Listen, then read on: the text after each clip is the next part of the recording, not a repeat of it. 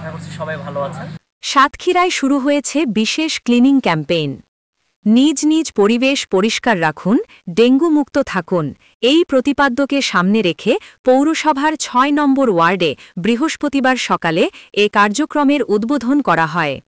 স্বাস্থ্য অধিদপ্তর, স্বাস্থ্য ও পরিবার কল্যাণ মন্ত্রণালয় এবং ব্র্যাকের যৌথ উদ্যোগে আয়োজিত এ ক্যাম্পেইনে ময়লা আবর্জনা অপসারণ, নালা নর্দমা পরিষ্কার এবং জমে থাকা নোংরা পানি অপসারণ করা হয়।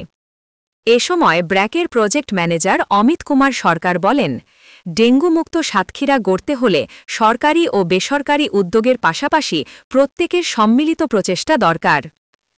ক্যাম্পেইনের মধ্যে তো ডেঙ্গু বা অপরিষ্কার আবর্জনার জন্য যে রোগগুলো হয় এগুলো সম্পর্কে মানুষকে সচেতনতামূলক বার্তা প্রদান করছে এবং আমরা ক্লিনিং ক্যাম্পেইন পরিচালনা করছি।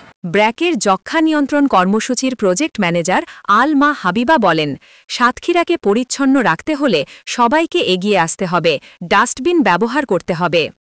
এ সময় আরও উপস্থিত ছিলেন স্থানীয় জনপ্রতিনিধি, ব্র্যাক কর্মকর্তা, রেড ক্রিসেন্টের স্বেচ্ছাসেবক ও পৌরসভার পরিচ্ছন্নতা কর্মীরা।